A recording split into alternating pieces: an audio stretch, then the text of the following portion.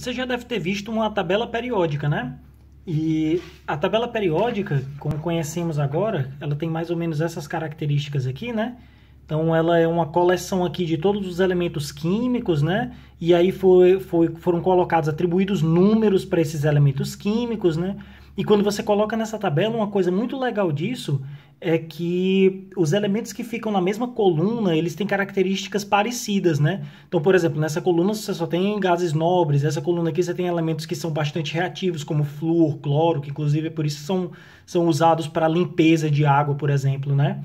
Então, esses elementos, essa organização, ela foi proposta pelo Mendeleev e pelo Mayer, e isso foi tipo em 1800 e pouco ainda, certo? Então, quando isso aqui foi feito, as pessoas mal sabiam que eram átomos, entendeu? Então, o que o Mendeleev fez na época foi classificar os elementos e atribuir números para esses elementos baseados na massa atômica desses elementos, né? E isso é uma aproximação, assim, hoje dá pra gente saber mais ou menos que a massa atômica é meio parecida proporcional ao número de prótons de alguma forma, né? Mas na época não se sabia o que era próton, não sabia nem o que era elétron, porque nessa época não tinha feito nem o experimento de Thomson ainda, né? Então, como é que ele construiu isso aqui? Ele fez só baseado nos elementos, na massa atômica, né? E aí, com isso, apareciam algumas inconsistências, sabe? Por exemplo, o argônio, quando era na abordagem do Mendeleev, ficava com um número atômico 19 e o potássio com um número atômico 18. E aí fica esquisito. Por que o potássio aqui, todo mundo é elemento de gás nobre e só o potássio está aqui? E o argônio é um gás nobre e está aqui desse outro lado aqui, que tipo, o mesmo do sódio, que é um sólido reativo desse jeito, é esquisito, né? Então, precisou ser entendido um pouco melhor a estrutura de um átomo para que a gente conseguisse resolver esse problema e preencher a tabela do jeito que a gente conhece hoje, né? E quem deu uma contribuição muito importante para isso foi o Moseley, né? Então, o Moseley, ele trabalhou junto com o Rutherford, né? Então, ele já sabia mais ou menos que existia um núcleo atômico, né? E aí já estava começando a ter essas ideias do modelo de Bohr, então ele já sabia um pouco da ideia do Bohr de você ter um átomo que é um elétron girando em torno de um núcleo, etc, né? E aí, com isso, o Moseley teve uma sacada aqui genial, que foi, ele começou a estudar raios-x. E os experimentos de raio-x, eu já discuti isso em outro vídeo, mas os raios-x, eles surgem basicamente assim, né? Você tem aqui, vou fazer um esquema bem simples aqui, certo? O experimento é mais complicado que isso, mas basicamente você bota uma voltagem bem alta, você faz com que elétrons sejam ejetados desse sistema aqui. Então, os elétrons saem num tubo aqui, né? Saem de uma placa e atingem um alvo aqui, certo? Esse alvo vai ser um bloco aqui, certo? E aí, inclusive, em outro vídeo eu discuto aqui uma coisa que é quando esse elétron atinge esse alvo, ele emite uma luz, né?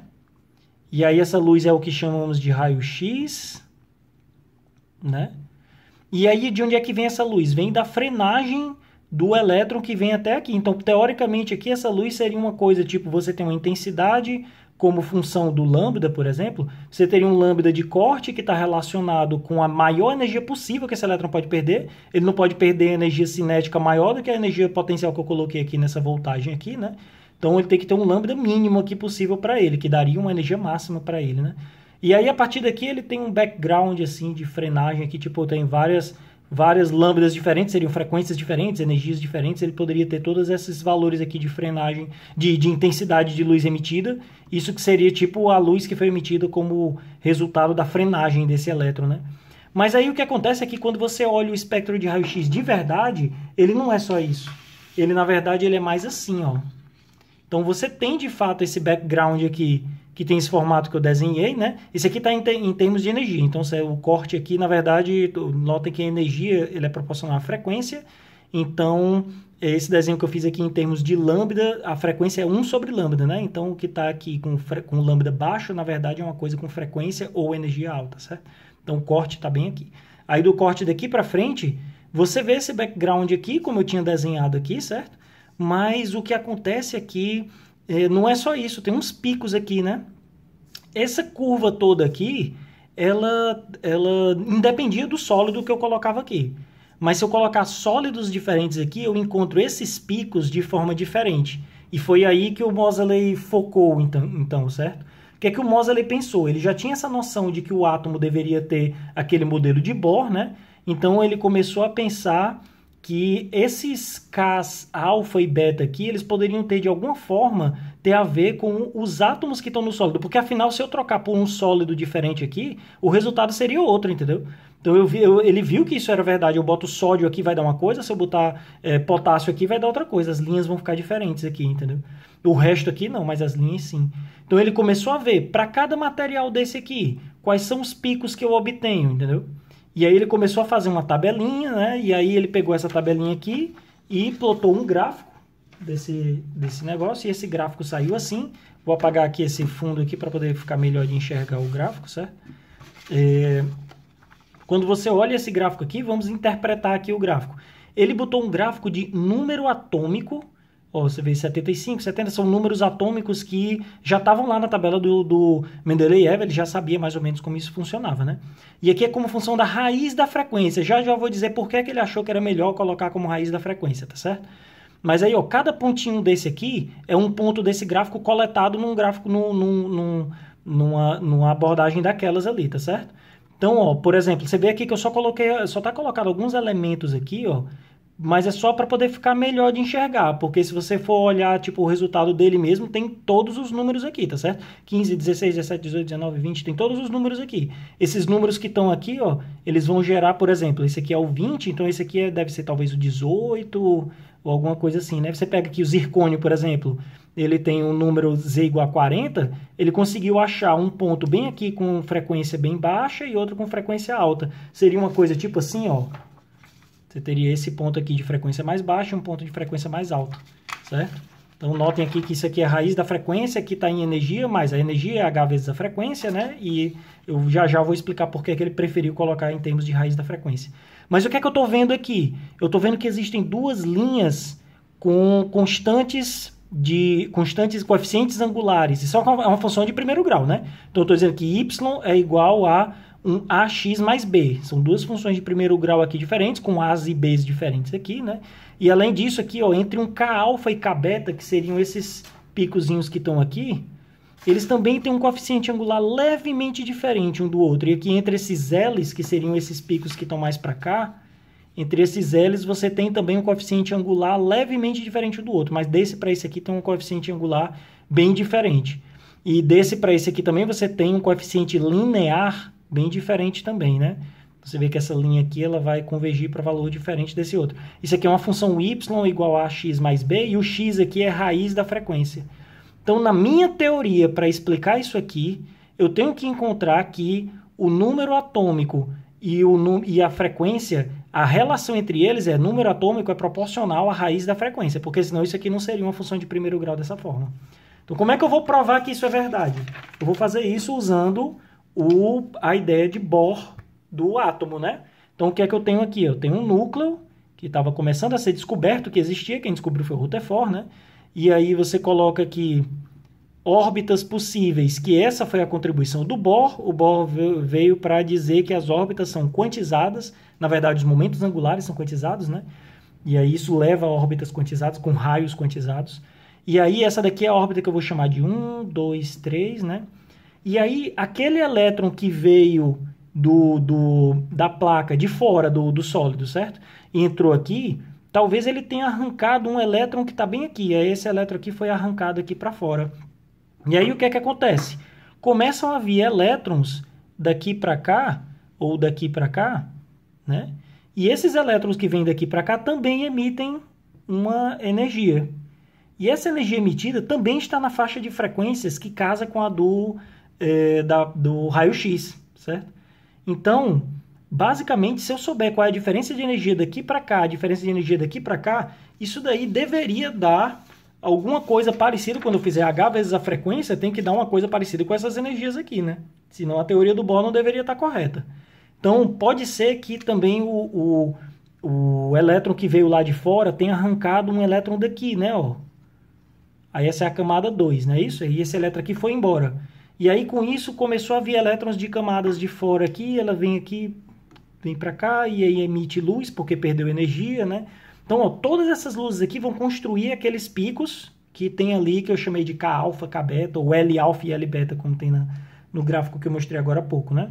Então, a minha teoria tem que levar a essas energias serem parecidas com aquilo ali que eu acabei de colocar, certo? Que eu acabei de mostrar. Será que é mesmo, né? Então, vamos ver aqui. Quais deveriam ser essas frequências emitidas aqui? Elas são frequências que são proporcionais à energia que foi perdida por um elétron quando ele veio daqui para cá ou por um elétron que veio daqui para cá. É isso? Então, que energia perdida foi essa? São elétrons que você vai ter aqui uma energia de um estado M menos a energia do estado 1, porque essa daqui é a última que ele vai ter aqui, né? Isso aqui vai ser um H vezes a frequência, né? Mas esse H vezes a frequência emitida, inclusive eu vou chamar essa frequência de frequência FM, porque aqui, dependendo do M que eu colocar aqui, vou ter uma resposta diferente, né? Então, ó, cada energia de uma órbita dessa daqui é menos a energia de Rydberg dividido por n ao quadrado ou m ao quadrado, um inteiro ao quadrado, né? Nesse caso aqui é 1 sobre m ao quadrado menos 1 sobre 1 ao quadrado, né? Então, isso é que eu encontro aqui. Mas, além disso, esse núcleo, eu sei que ele não tem um elétron só. E quando eu fiz o modelo de Bohr lá, no vídeo passado, eu tinha colocado o núcleo com um próton só, porque aquele era o modelo para o átomo de hidrogênio, né? Nesse caso aqui, se vocês refizerem aquela conta lá, um exercício legal para vocês fazerem, refaçam aquela conta lá, presumindo que dentro aqui do núcleo você não tem só um elétron, você não tem uma carga mais E, você tem uma carga Z vezes E. Se você fizer isso, vai aparecer Z ao quadrado aqui no final da conta, tá certo? E aí, pronto. Então, o que eu acabei de encontrar aqui foi o seguinte: se eu colocar esse Z ao quadrado aqui, eu vou começar a chamar aqui essas... Vamos isolar esse Z ao quadrado aqui, né? Ó. Z ao quadrado, ele vai ser H menos aí aqui Rydberg. Quando você fizer essa subtração de energia, você vai acabar encontrando aqui... Eu posso tirar esse menos aqui e botar aqui dentro, né? Que vai ficar 1 sobre 1 ao quadrado, 1 sobre m ao quadrado. Eu passei isso aqui agora para baixo, ó, isso aqui vai ficar elevado a menos 1, tá certo? Então, isso aqui está aqui embaixo, H sobre o Rydberg, sobrou aqui o Z ao quadrado, e aí é isso. E agora sobrou um F de M aqui, não é isso? Eu poderia chamar isso aqui tudinho de um A de M, certo? Chamar isso aqui tudinho de um A de M. E aí, quando eu fizer essa... Quando eu tirar a raiz dos dois lados, eu vou encontrar que Z é igual a raiz de A de M, né? E vezes a raiz de F de M. E aí, olha só, o Z é uma função linear de raiz de F de M. Era justamente o que eu queria para explicar por que esses gráficos aqui são tão lineares, né? É um gráfico de Z como função da raiz da frequência. Tá aqui, ó, Z como função da raiz da frequência. Então aí, ó, por que esses ângulos aqui, daqui para cá, são tão pouco diferentes? Porque a diferença entre um e o outro desse daqui vai vir de M's diferentes aqui, tá certo? Então, você coloca M igual a 2. Aí, você vai ter aqui um A de 2 aqui. Você vai fazer essa conta e vai dar um número um pouquinho diferente. M igual a 3, você vai ter um número um pouquinho diferente novamente. E assim por diante. Entendeu? Então, isso aqui vai gerar esses ângulos levemente pequenos aqui. Então, resumindo, quem é K-alfa, K-beta e etc? São as transições que vêm de 2 para 1, 3 para 1, 4 para 1. Essa daqui vai ser a alfa, essa aqui vai ser a beta, a outra vai ser a gama e assim por diante, né? Então, isso agora explicou essa linha aqui. Agora, por que existe essa outra aqui? É porque existe essa outra possibilidade de você arrancar um elétron daqui, né? Então, ó, quando você arrancar o elétron daí, eu vou, inclusive, aqui, vou fazer essa conta aqui, aproveitar um pouco do que tem aqui. Se eu colocar, por exemplo, começando aqui do 2, né? Então, vamos colocar com outra cor aqui para poder não eliminar o que eu já tinha feito, certo? Então, vamos colocar agora. E se isso aqui fosse 2, ó... Aí isso aqui ficaria 2 ao quadrado, então ele está indo para a órbita 2 e não para a órbita 1, não é isso? Então você tem uns m's indo para 2 aqui. E aí essa sua resposta aqui terminaria como um z é igual a, eu vou colocar aqui raiz de b de m, b maiúsculo de m, raiz de f de m, porque toda a conta aqui vai ficar igual. A única coisa que vai mudar é que esse 1 vai virar um 2. Então esse AM aqui não é mais o AM, ele vai virar outra coisa, que é o que eu estou chamando de BM. E aí pronto, esse número aqui...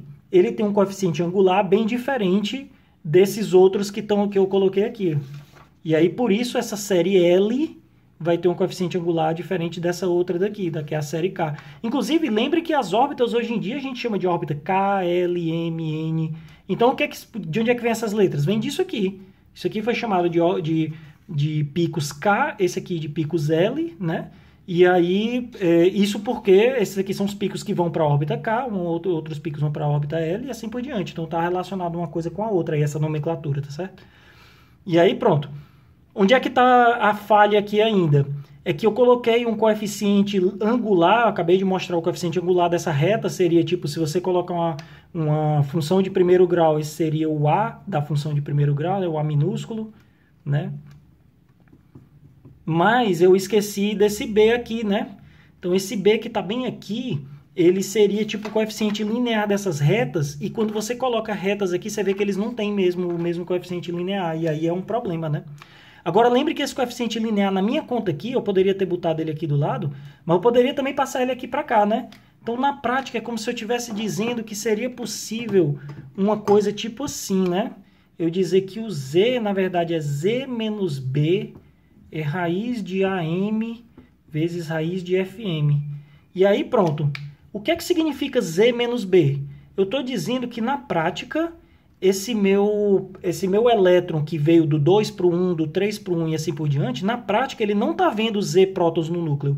Ele está vendo Z menos B prótons no núcleo, certo?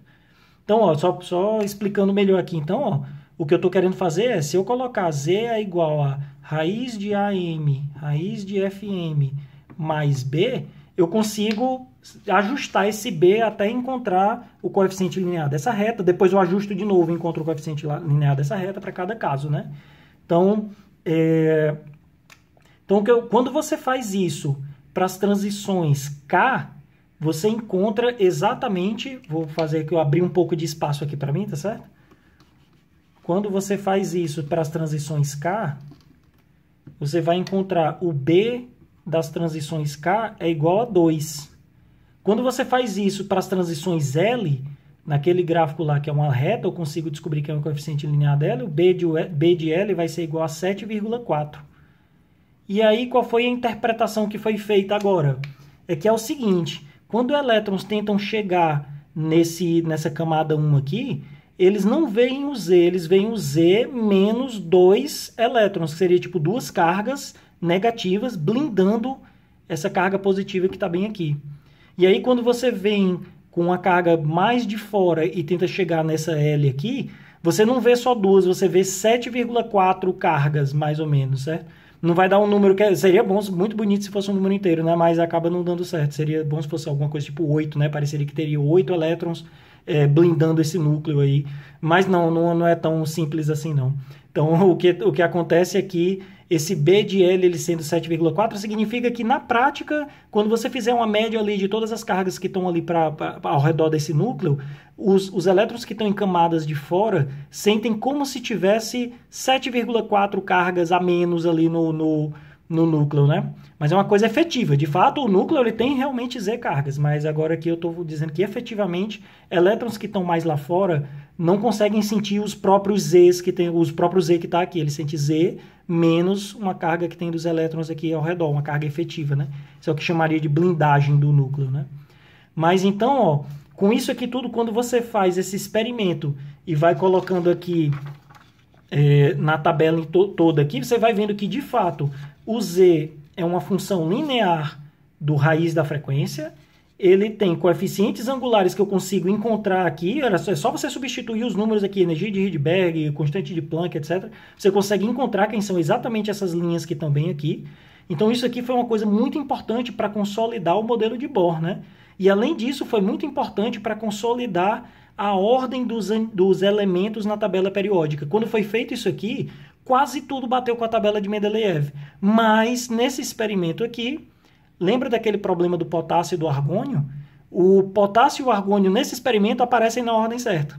E aí, agora, quando você faz esse experimento, quem deveria estar no 18 é, de fato, o argônio, quem deveria estar no 19 é, de fato, o potássio. Aí, agora, a tabela está toda organizada, tudo direitinho. Aqui só tem gás nobre, aqui só tem metais alcalinos, né? Então, isso daqui foi uma forma de a gente ter certeza de que o núcleo... A gente estava começando a entender o que era o núcleo, etc., né? E acabou também sugerindo uma outra coisa. O núcleo não pode ser só próton, né? Porque se o núcleo fosse só próton, 18 prótons com certeza tem menos massa do que 19 prótons, né? Então o núcleo deveria ter uma coisa a mais. E aí foi que surgiu também a ideia de nêutrons, né? Então aqui tem 18 e 19, mas as massas estão invertidas, porque o número de prótons é de 18 para 19, mas o número de nêutrons equilibra isso aqui de uma forma que a ordem fica invertida, entendeu? Então, se você só fizer esse processo das massas, não é preciso o suficiente, porque você não está medindo o número de prótons, você está medindo um conjunto de prótons com nêutrons. Já nesse exemplo do Moseley, aí aqui não, você está realmente medindo o número de prótons aqui, você está organizando a tabela da forma que ela deveria ser mesmo, né? E aí, com isso, então, a gente tem essa tabela organizada de um jeito bem melhor.